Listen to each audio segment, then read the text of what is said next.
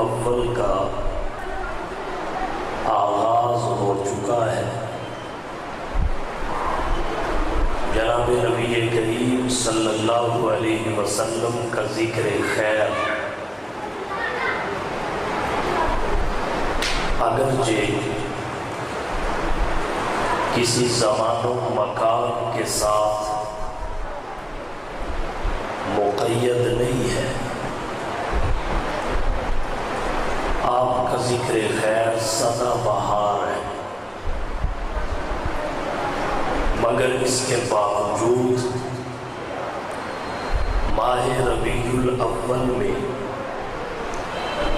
ذکر مصطفیٰ کی رفتار اور مقدار دونوں میں اضافہ ہو جاتا ہے، اور وجہ اس کی یہ ہے سال کے 12 مہینوں میں اس ماہ محترم کو حضور کی ذات گرامی کے ساتھ زیادہ نسبتیں حاصل ہیں۔ ماہ ربیع الاول آپ کا ماہ ولادت بھی ہے، ماہ رسالت بھی ہے، ماہ ہجرت بھی ہے، اور ماہ رحلت بھی ہے۔ حضور صلی اللہ علیہ وسلم کے ساتھ اس قدر نسبتوں کی وجہ سے اسے باقی مہینوں پر فوقیت حاصل ہے۔ حکیم الامت، مجدد الدین والملت حضرت مولانا اشرف علی صاحب تھانوی رحمۃ اللہ علیہ نے اس حوالہ سے ایک شعر ذکر فرمایا: لہذا الشہر فی الاسلام فضل،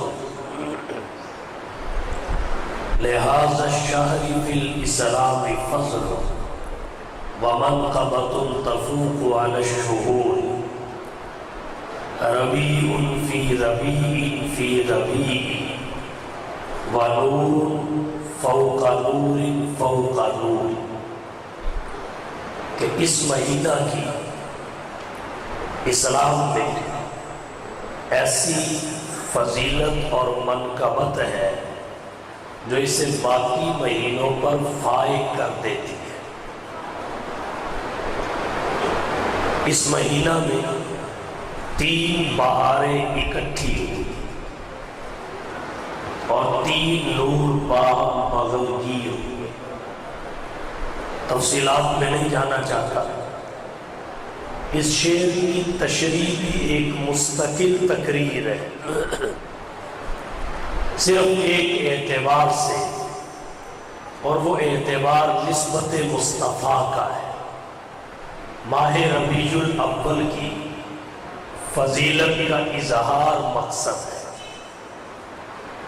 اس ماہ محترم میں حضور صلی اللہ علیہ وسلم کی سیرت طیبہ کے مختلف پہلو اور گوش بیان ہو، جن میں ایک اہم پہلو پیغمبر کا انقلاب ہے۔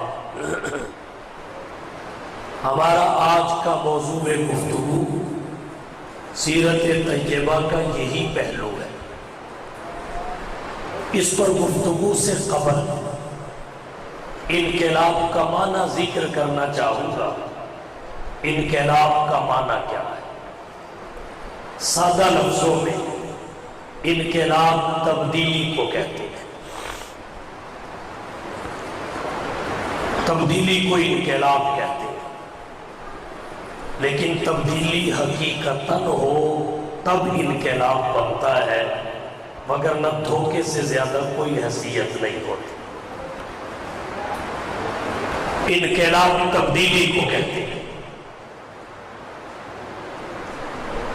تبدیلی نظام کی تبدیلی، آپ سوال کریں گے کس نظام کی تبلیغ؟ وہ نظام جس میں اقلیت اکثریت کے حقوق پہ قبضہ کر لے، وہ نظام جس میں اقلیت چند گنے چنے لوگ، گنے چنے افراد اکثریت کے حقوق کو غصب کر دے، اس نظام کی تبدیلی انقلاب کہلاتا ہے۔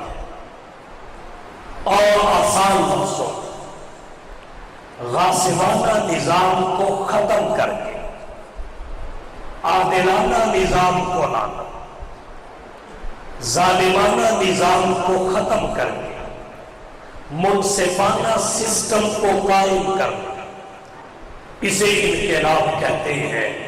اور ہمارے پیغمبر نے تشریف لا کر یہ انقلاب برپا کیا ہے۔ اور ایک بات اور عرض کرتا ہوں، یہ انقلاب زیادہ تر پسے ہوئے طبقے کی ضرورت ہوتا ہے۔ یہ انقلاب اور تبدیل زیادہ تر پسے ہوئے طبقے کی ضرورت ہوتا ہے۔ اسی لیے انقلاب کے لیے مزدوروں کو پکارا جاتا ہے، کسانوں اور دہقانوں کو آواز دی جاتی ہے۔ گویا انقلاب کی ابتدا غربا سے ہوتی ہے، اور اسلامی انقلاب کی ابتدا بھی غربا سے ہوتی ہے۔ بدا الاسلام غریبا وسيعود كما بدا، اور آپ نے فرمایا فطوبى للغرباء، اور ایک وقت پھر آئے قیامت سے پہلے غرباء نبوی انقلاب کو، محمدی انقلاب کو پھر دنیا میں برپا کر کے اسلام کے نظام اور محمد کے انقلاب کی افادیت کو واضح کر لیں۔ عزیز بھائیو، جناب نبی کریم صلی اللہ علیہ وسلم جو انقلاب لے کر آئے، اس انقلاب کی حقیقت، افادیت، عظمت کو سمجھنے کے لیے ضروری ہے کہ اس سے پہلے کے حالات پہ ایک نظر ڈالی جائے، پہلے کے حالات کی تنزلی ظہور اسلام کے بعد کی ترقی کو واضح کرے، زمانہ جاہلیت کی پستی، ظہور اسلام، بعثت نبوی کے بعد کی بلندی کو واضح کرے۔ تعرف الاشیاء باسبابها، اگر تاریخ کا مطالعہ کیا جائے تو پتہ چلتا ہے حضور کی بعثت سے پہلے، پیغمبر انقلاب کے اعلان نبوت سے پہلے عرب کی حالت ناگفتہ بے، ہر حوالے سے، ہر اعتبار سے، اعتقادات کے حوالہ سے دیکھا جائے تو ان سے زیادہ قابل ترس کوئی نہیں، عبادات کے حوالہ سے دیکھا جائے تو معبود حقیقی کی پہچان نہیں تھی، معاملات کے حوالہ سے دیکھا جائے تو معاملات کا قبلہ ٹیڑھا ہو چکا تھا، اخلاقیات کے حوالہ سے دیکھا جائے تو اخلاقی پستی میں مبتلا تھے، معاشرت کے حوالہ سے دیکھا جائے تو ظلمات بعضها فوق بعض کا منظر تھا۔ بس حضور آئے، آپ نے ایسی تبدیلی دنیا کے سامنے پیش کی کہ بعد میں جتنے بھی انقلاب آئے، بعد میں جتنی بھی اسلامی تبدیلیاں آئیں، وہ اسی انقلاب پیغمبر کا بالواسطہ یا بلا واسطہ نتیجہ قرار پائی، اس کی اپنی ذاتی حیثیت کوئی نہیں۔ جناب نبی کریم صلی اللہ علیہ وسلم انقلاب لائے، اعتقادات کی دنیا میں پیغمبر کے لائے ہوئے نظام کو، حضور کی لائی ہوئی تبدیلی کو، آپ کے پیش کیے گئے سسٹم کو ہم مکمل طور پہ تب سمجھ سکتے ہیں جب ہم آپ کی بعثت سے پہلے کے اعتقادات پہ نظر ڈالیں کہ اعتقادات کس حد تک بگڑ چکے تھے۔ لوگ ہر چلتی چمکتی شے کے سامنے جبینے نیاز کے تقدس کو پامال کر بیٹھتے تھے۔ اس کائنات انسانی میں سورج کو سجدے ہوئے، ظہور اسلام سے پہلے چاند کی پرستش ہوئی، ستاروں کو الہ کہا گیا، لیکن آمینہ کے لال محبوب رب ذوالجلال صاحب الحسن والکمال جناب محمد مصطفیٰ صلی اللہ علیہ وسلم نے آ کے دنیا کو پیغام دیا، لا تسجدوا للشمس ولا للقمر واسجدوا للہ الذی خلقہن ان کنتم ایاہ تعبدون۔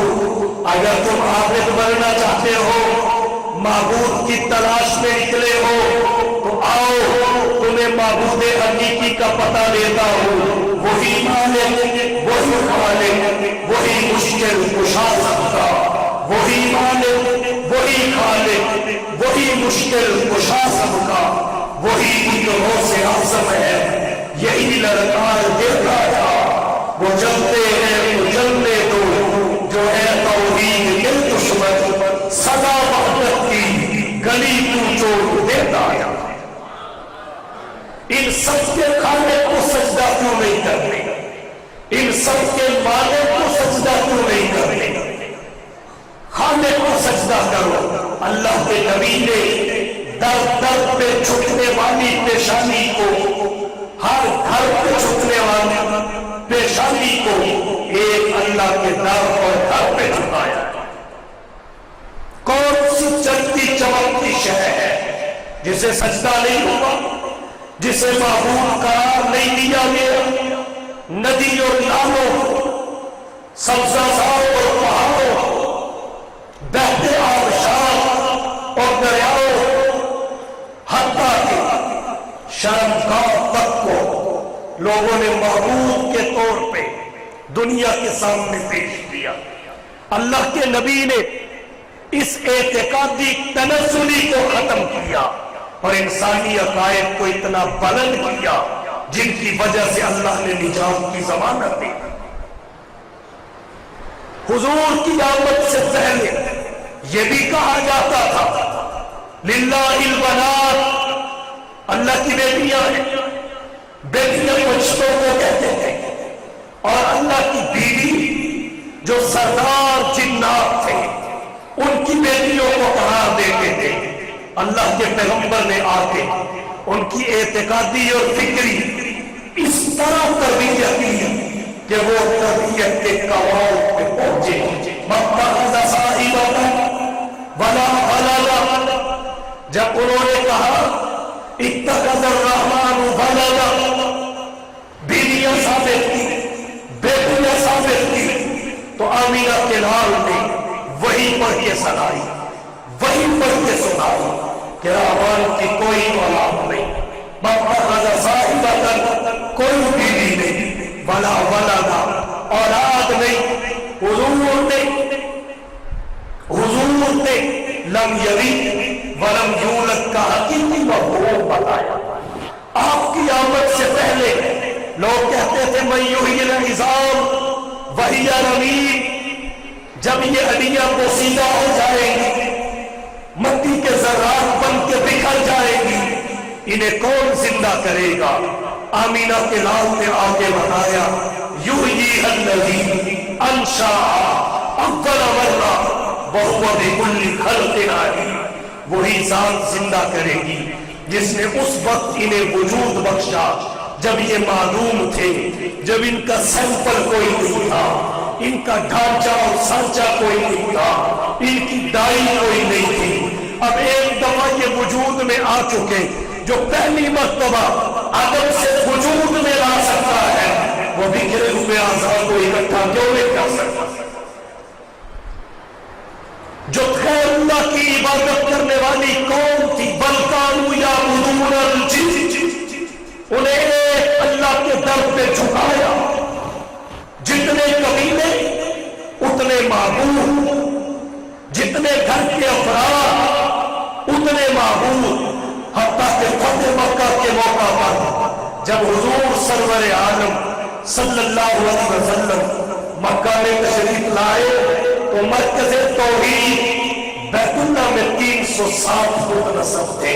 اللہ کے نبی نے بتوں کو اور بت پرستوں کو عرب کی زمین سے ایسا تیز نکالا دیا کہ شیطان بھی مایوس ہو چکا، وہاں قیامت تک بت پرستی نہیں ہو سکے گی۔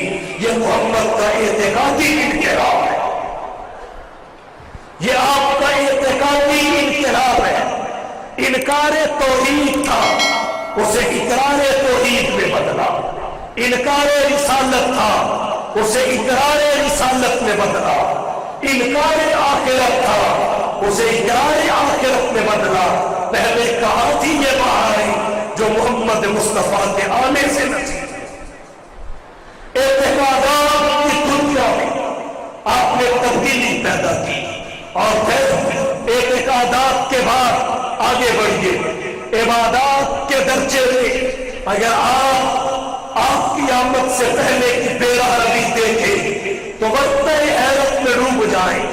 عبادت پہلے بھی ہوتی تھی، پر غیر اللہ کے نام پہ یہودی بھی قربانی کرتے تھے، عیسائی بھی قربانی کرتے تھے، مشرکین مکہ بھی قربانی کرتے تھے۔ یہودی عزیر کے نام پر، عیسائی عیسیٰ کے نام پر، مشرکین مکہ بتوں کے نام پر حضور سرور عالم صلی اللہ علیہ وسلم تشریف لائے۔ آپ نے دنیا کو کہا ان صلاتی و نسکی و محیای و مماتی للہ رب العالمین۔ اس کی وجہ سے ایسا انقلاب آیا، نبی کی اس تعلیم کی وجہ سے، نبی کی اس تربیت کی وجہ سے، نبی کی اس جد و جہد کی وجہ سے ایسا انقلاب آیا کہ نظر و نیاز غیر اللہ کی ختم، قربانی غیر اللہ کی ختم۔ حضرت فاروق اعظم رضی اللہ تعالی عنہ حضرت عصمت کے سامنے کھڑے ہو کے کہتے ہیں پتھر سن لے، انکا حجر، تو ایک پتھر ہے، لا تنفع ولا تضر، نہ تو نفع کمانے نہ تو نقصان کمانے، تجھے بوسا فقط اس وجہ سے دیتا ہوں کہ تجھے محمد نے بوسا دیا۔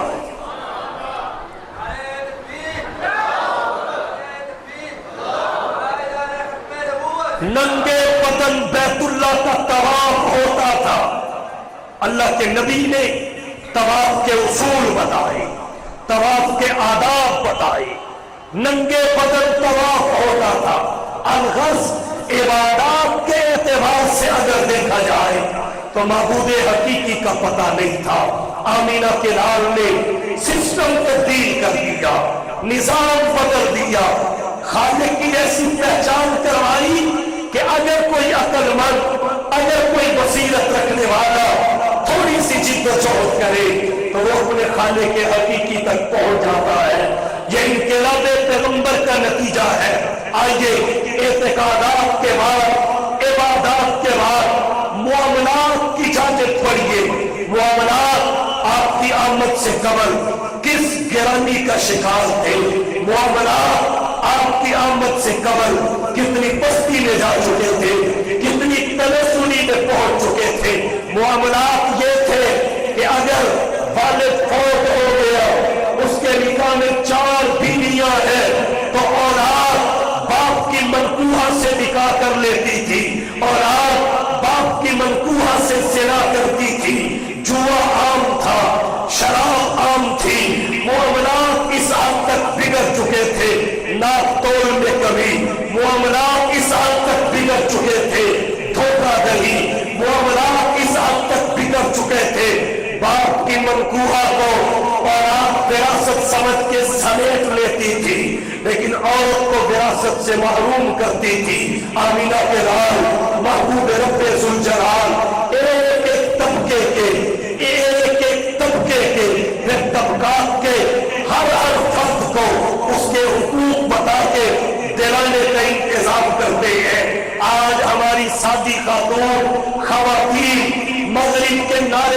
پیچھے دوڑ رہی ہے کہ ہمیں اسلام مردوں کے مساوی حقوق نہیں دیتا، ہمیں مردوں کے مساوی حقوق چاہیے۔ اسلام نے بھی تجھے زندگی کا حق دیا، ظہور اسلام سے پہلے اور بہت سمجھی جاتی تھی۔ اللہ کا قرآن کہتا ہے وَإِذَا بُشِّرَ أَحَدُهُم بِالْأُنثَىٰ ظَلَّ وَجْهُهُ مُسْوَدًّا وَهُوَ كَظِيمٌ، جب کسی کو بتایا جاتا تیرے گھر میں بیٹی پیدا ہوئی ہے، جب کسی کو بتایا جاتا تیرے گھر میں بیٹی نے جنم لیا ہے، اس کے منہ پہ بال بچ جاتے تھے، اس کے منہ پہ سیاہی پھیل جاتی تھی۔ لوگ اپنی اولاد کو اگر وہ مؤنث ہوتی زندہ رہنے کا حق نہیں دیتے تھے، اسے خاک میں دفن کر دیتے تھے، زندہ درگور کر دیتے تھے۔ اللہ کے نبی نے سب سے پہلے زندگی کی نعمت عورت کے لیے یقینی بنائی، اور جو درگور کی جاتی تھی اس درگوری کا خاتمہ کیا۔ اس کے بعد عورت شوکیس کی زینت بنتی تھی، بکتی تھی، یہ ان کے معاملات تھے۔ اللہ کے نبی نے اسے گھر کی ملکہ بنایا اور اسے ہر بڑے موت سے بچایا۔ اللہ کے نبی نے اس کی شہادت کو مرد کی شہادت کے مقابلہ میں نصف قرار دیا۔ آج مغرب قوم میں گندا کرتا ہے، عورت کے ساتھ ظلم ہوا ہے، جبکہ پیغمبر انقلاب نے یہ ظلم نہیں کیا، عدل کیا ہے، یہ ستم نہیں کیا، کرم کیا ہے، یہ ناانصافی نہیں کی، رحم کیا ہے۔ 302 کے مقدمہ میں شہادت کتنی مشکل ہے، چوٹ میں قتل ہو جاتا ہے، 300 افراد دیکھنے والے ہوتے ہیں، مگر اندر طلب کوئی بھی گواہی دینے کے لیے تیار نہیں ہوگا۔ اگر کوئی گواہ بن جاتا ہے، عدالت جاتے ہوئے یا آتے ہوئے اسے موت کی نیند سنا دیا جاتا ہے۔ یہ شہادت دینا مقدمات میں یہ ذمہ داری ہے، شہادت دینا مقدمات میں یہ بوجھ ہے، شہادت دینا مقدمات میں یہ مشقت ہے، شہادت دینا مقدمات میں یہ الفت ہے، شہادت دینا مقدمات میں یہ بہت مشکل کام ہے۔ اللہ کے نبی نے اسلام نے عورت پہ ترس کھایا ہے، اور اگر بامر مجبوری عورت کو گواہی دینی پڑ جائے تو اسلام نے اکیلی عورت کو عدالت نہیں بھیجا، بلکہ کہا جہاں ایک مرد جاتا ہے وہاں 2 عورتیں مل کے چلی جائیں، جہاں 2 مرد جاتے ہیں وہاں 4 عورتیں مل کے چلی جائیں۔ جس اسلام نے تجھے زندگی دی، جس اسلام نے تیرے حق وراثت کو تسلیم کر کے حق وراثت تجھے عطا کیا، جس اسلام نے تیرا نام و نفقہ مردوں پہ ڈالا، جس اسلام نے تجھے گلیوں میں پھرنے سے محنت مزدوری کرنے سے بچا کے گھر کی ملکہ بنایا، جس اسلام نے تیرے قدموں کے نیچے معاونے کی صورت میں جنت قرار دی، جس اسلام نے تجھے موت سے بچایا، مشقت سے بچایا، مصیبت سے بچایا، تکلیف سے بچایا، آج تو اختیار کے پیچھے رکھ کے اس اسلام سے بیزاری اور دوری اختیار کر رہی ہے کہ اسلام مجھے مساوی حقوق نہیں دیتا۔ یاد رکھیے، مساوی حقوق کا مطلب یہ نہیں ہے کہ جو حق مرد کا ہے وہی حق عورت کا ہے۔ مساوی حقوق کا مطلب یہ ہے جس کا جو حق ہے ادائیگی برابر ہونی چاہیے، بلا تفریق، بلا امتیاز، ہر ایک کو اس کے جتنے حقوق ہیں وہ ملنے چاہیے۔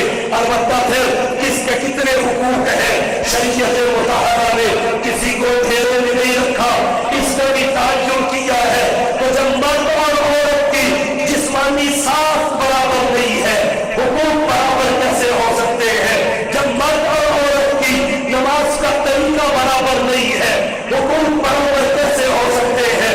جب مرد اور عورت کی طاقت اور طبیعت اور ذمہ داریاں برابر نہیں ہے، حقوق برابر کیسے ہو سکتے ہیں؟ آج مغرب کہتا ہے عورت کو مرد کے مساوی حقوق دیے جائے، میں کہتا ہوں پہلے مرد کو مرد کے مساوی حقوق دلواؤ۔ کیا جو بائیڈن کے حق ہے وہ عام امریکی کے بھی ہے؟ کیا جو کینیڈا کے صدر کے حقوق ہے وہ وہاں کینیڈا کے عام آدمی کے حقوق بھی ہے؟ پہلے مردوں کو تو مردوں کے مساوی حقوق دو، پھر عورتوں کی بات کرنا ہم سمجھیں گے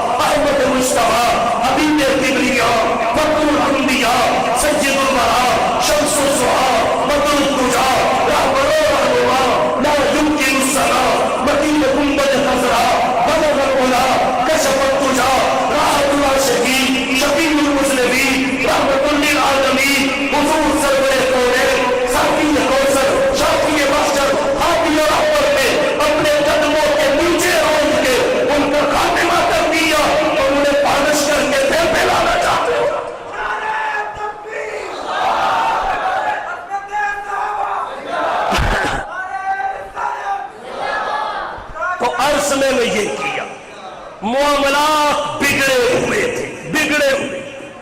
عورت کو وراثت کے طور پہ لے لیا جاتا تھا مگر اسے حق وراثت نہیں دیا جاتا تھا۔ اس حد تک بگڑے ہوئے معاملات، اس حد تک بگڑے ہوئے معاملات، لیکن اسلام نے معاملات کو ایسا درست کیا، ایسا درست کیا۔ اللہ کے نبی نے فرمایا قرض شہید کو بھی معاف نہیں ہے۔ ترغیب دی اپنے معاملات کو اس حد تک صاف رکھو۔ بتائیے ایسا عادلانہ نظام اور سسٹم دنیا کے کس مذہب کے پاس ہے؟ اور پھر اللہ کے نبی نے اخلاقیات کو کیسے تبدیل کیا؟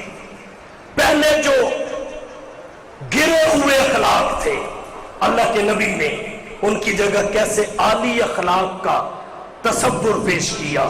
اللہ کے نبی نے ان کی نفرت کو محبت میں کیسے بدلا۔ قرآن کہتا ہے اذکروا نعمت اللہ علیکم اذ کنتم اعداء فألف بین قلوبکم فاصبحتم بنعمتہ اخوانا وکنتم علی شفا حفرۃ من النار فانقذکم منها کذالک یبین اللہ لکم۔ آئیے دیکھیے وہ لڑاکے کتنے تھے، منتقم کتنے تھے،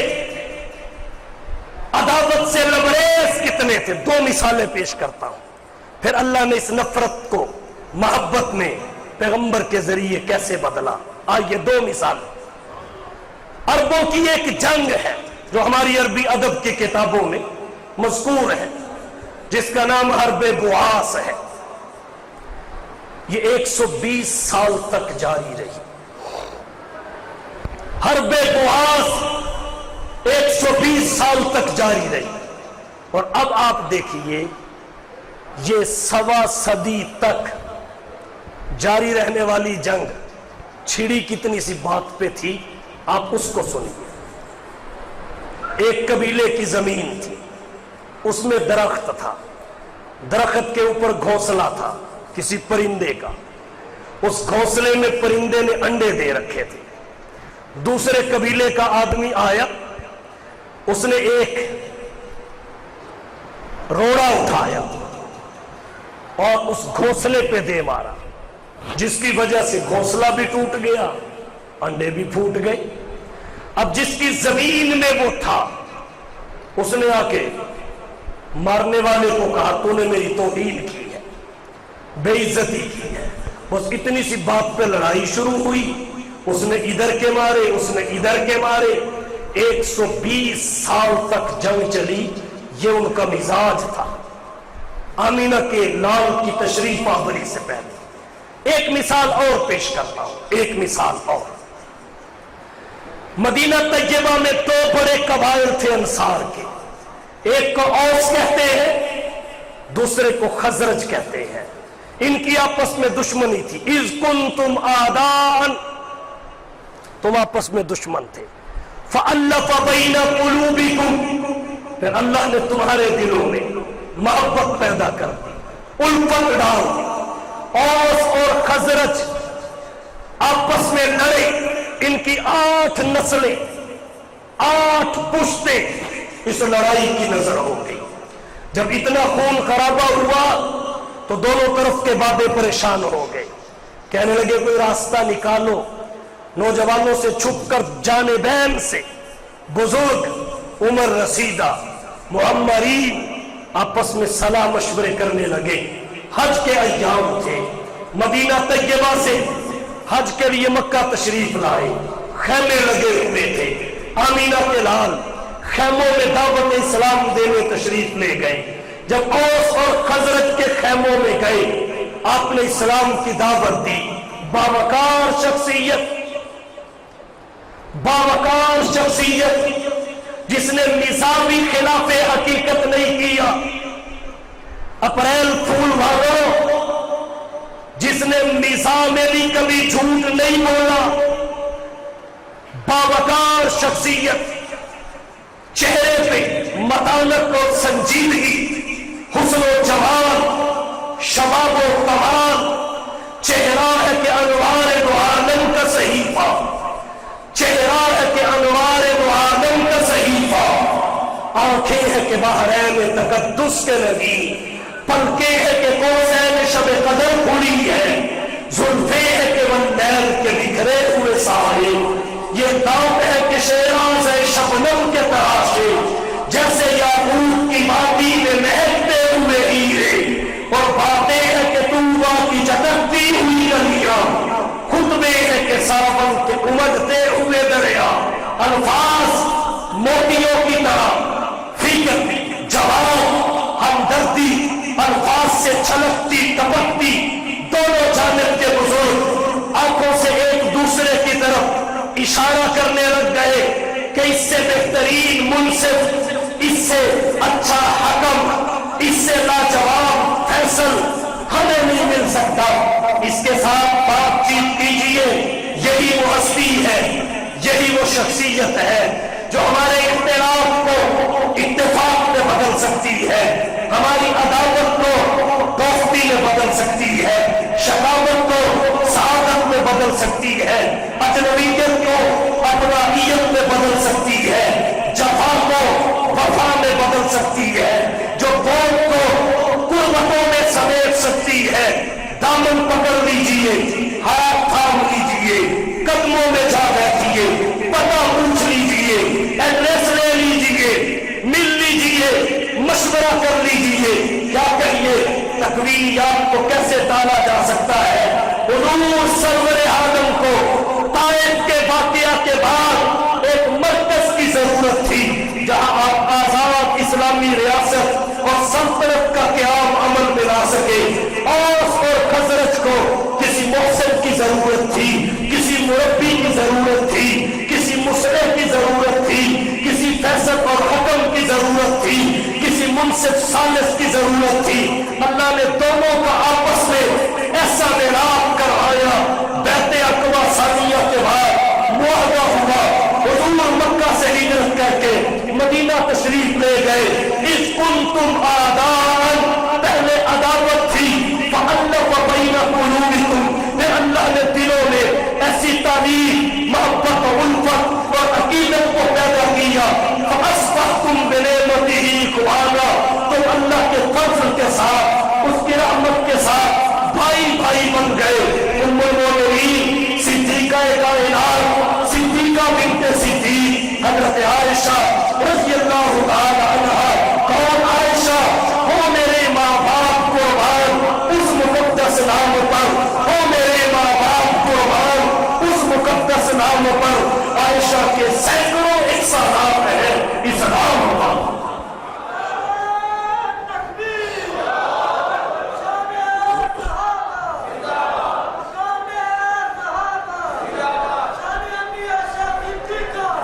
हजरत आयशा की खिदमत में औस और खजरज की खवातीन आई। उन्होंने आके अफसोस का इजहार किया कि हमारी इतनी नस्लें लड़ाई की नजर हो गई, मेहरबान अल्लाह ने दिए, काश पहले मिल जाते, काश पहले मिल जाते। आप पहले मिले होते तो इतना नुकसान ना होता।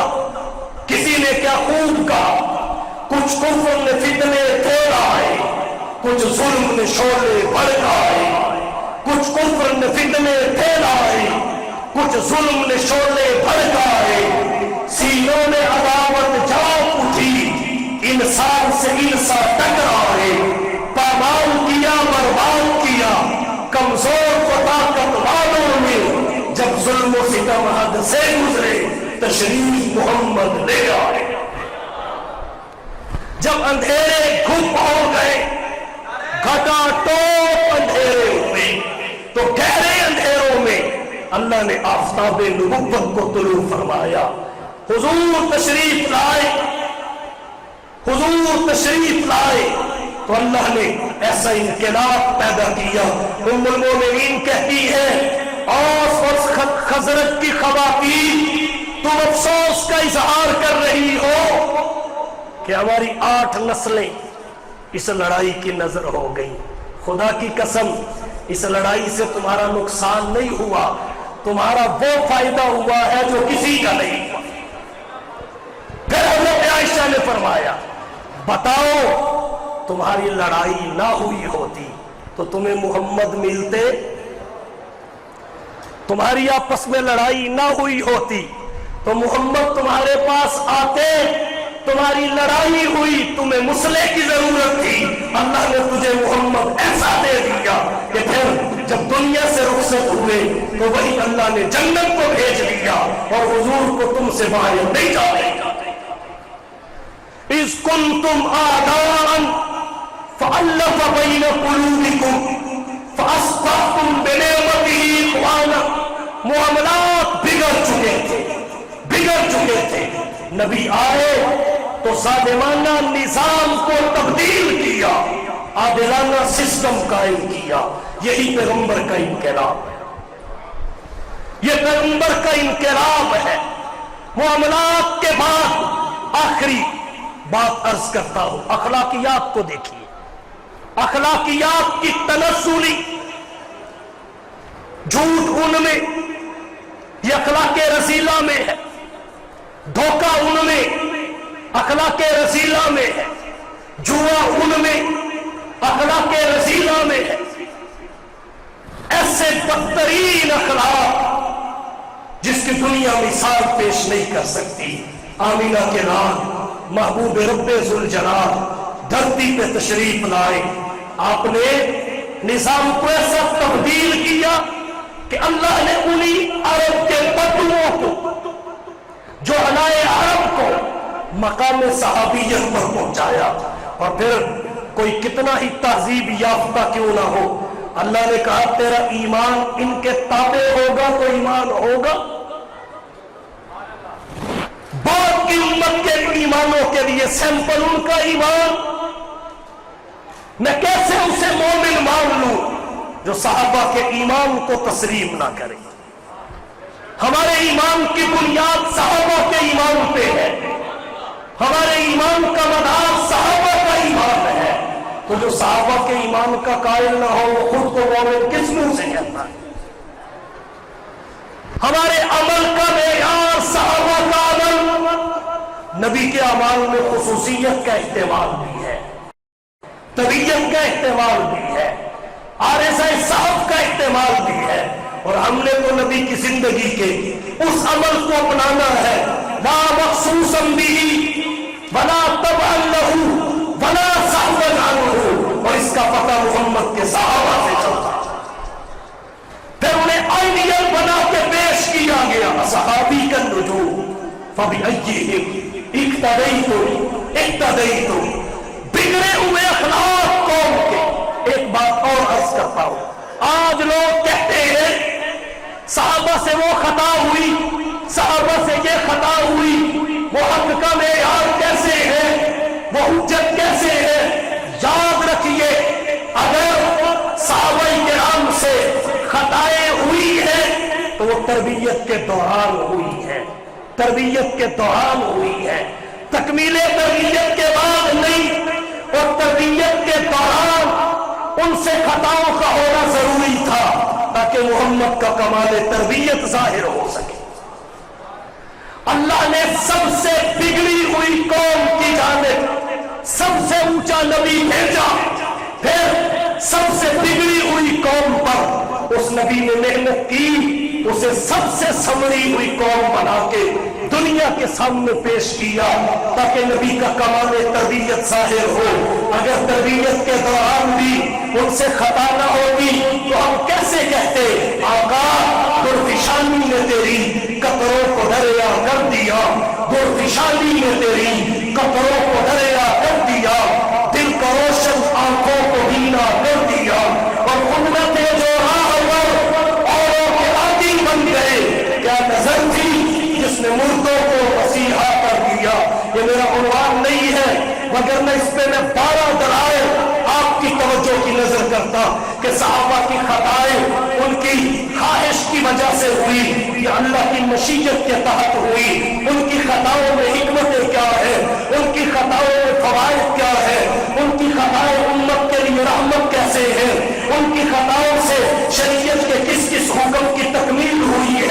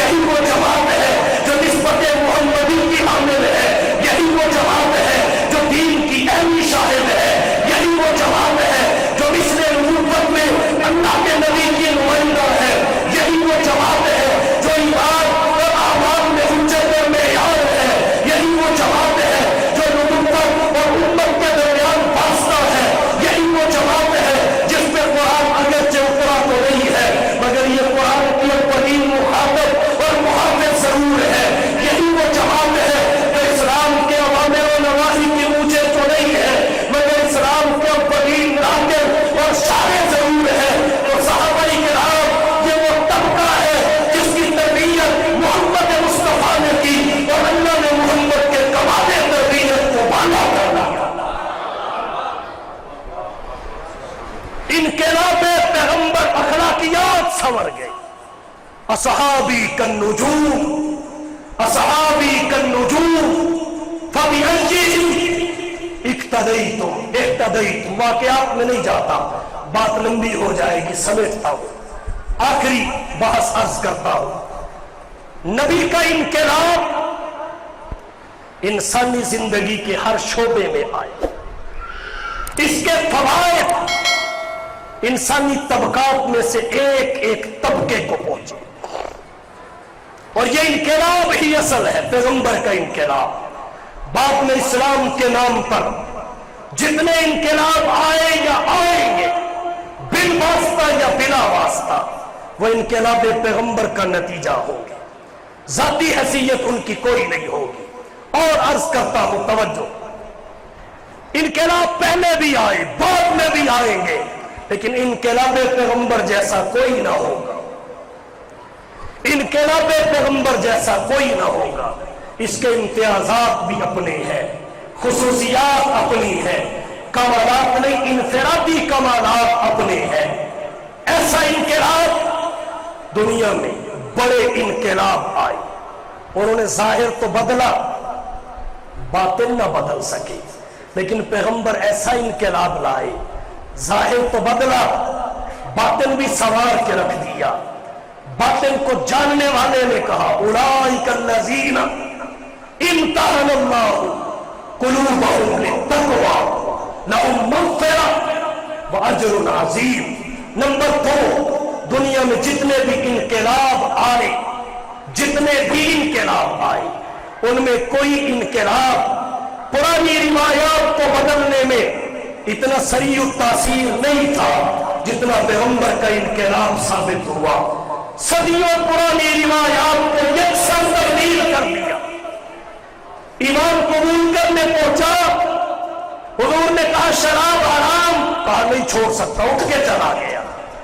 लेकिन पैगंबर ने जब मेहनत की तो ऐसा बदला कि जब मदीना तैयबा में शराब की हुर्मत का ऐलान हुआ तो ऐसे मचके टूटे, और हमारे लिखा है यूं लग रहा था कि मदीना की गलियां शराब की नहरों में तब्दील हो गई।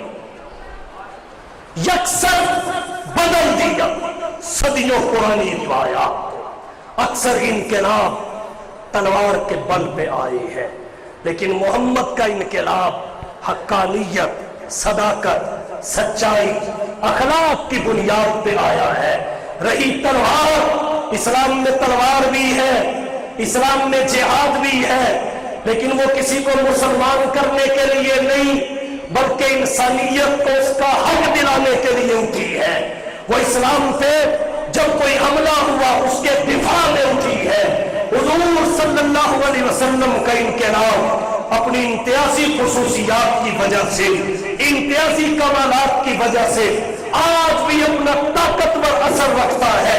हुजूर दुनिया से चले गए, लेकिन सदाकत आज भी मौजूद है, अदालत आज भी मौजूद है, हया आज भी मौजूद है, शर्म आज भी मौजूद है, अदला इंसाफ आज भी मौजूद है, लिल्लाहियत आज भी मौजूद है, इखलास आज भी मौजूद है, सब्र बरा आज भी मौजूद है, इल्म व हिकमत आज भी मौजूद है, सखावत व शजाअत आज भी मौजूद है, अदालत व शराफत आज भी मौजूद है, फहम व ज़का आज भी मौजूद है,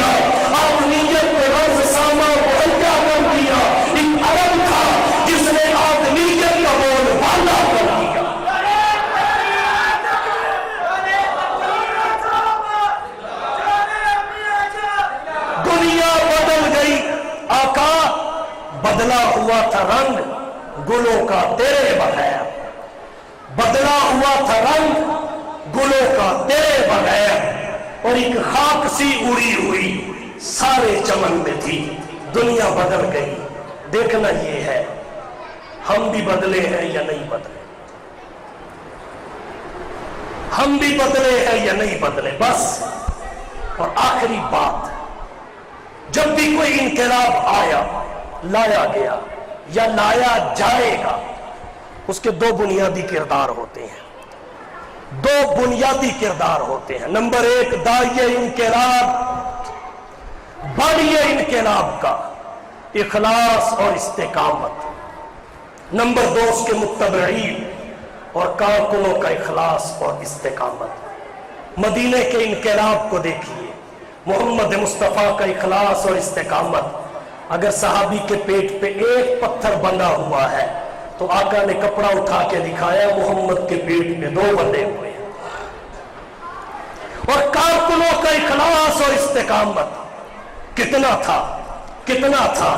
آزمائش کے لپکتے ہوئے ہنگاموں میں، آزمائش کے لپکتے ہوئے ہنگاموں میں وقت نے ان کے نشانات قدم دیکھے ہیں۔ تختہ دار بھی آیا تو اسے چوم لیا، ایسے جیدار بھی تاریخ نے کب دیکھے ہیں۔ جب یہ دو چیزیں اکٹھی ہو جائیں تو انقلاب کی راہ میں جتنی رکاوٹیں حائل ہوتی ہیں سب ختم ہو جاتی ہیں۔ ہمسایہ ملک میں دیکھ لیجئے، جب عمارت قائم ہوئی یہ دونوں کردار موجود تھے، اور آج درجنوں ممالک کو بھاگنے پہ مجبور کیا، پھر انقلاب آیا تو پھر یہ دونوں کردار ہیں کہ داعیہ انقلاب مخلص ہے، اس کے کارکنان مخلص ہے۔ جوتا ایک جیسا پاؤں میں ہو نہ ہو، جوتا ایک جیسا پاؤں میں ہو نہ ہو، روٹی کے ساتھ سالن پلیٹ میں ہو نہ ہو، لیکن ان کے اخلاص میں کوئی فرق نہیں آتا۔ اس وادی ملک کا ہر ذرہ، اس وادی ملک کا ہر ذرہ خورشید جہاں کہلایا ہے، جو ہند یہاں سے اٹھا ہے وہ پیر مغاں کہلایا ہے۔ اس بس میں جنوں کے دیوان میں ہر راہ سے پہنچے یزداں تک ہے عام ہمارے افسانے، دیوار چمن سے زندہ تک۔ آئیے یہ کردار پیدا کرنے کی جد و جہد کریں، یہی کہہ کے اجازت چاہتا ہوں۔ آؤ دوستو ایک کام کریں، آؤ دوستو ایک کام کریں، اسوہ مصطفیٰ کو عام کریں، جن سے ہوتا ہے زمانے میں اجالا، ان چراغوں کا اہتمام کریں۔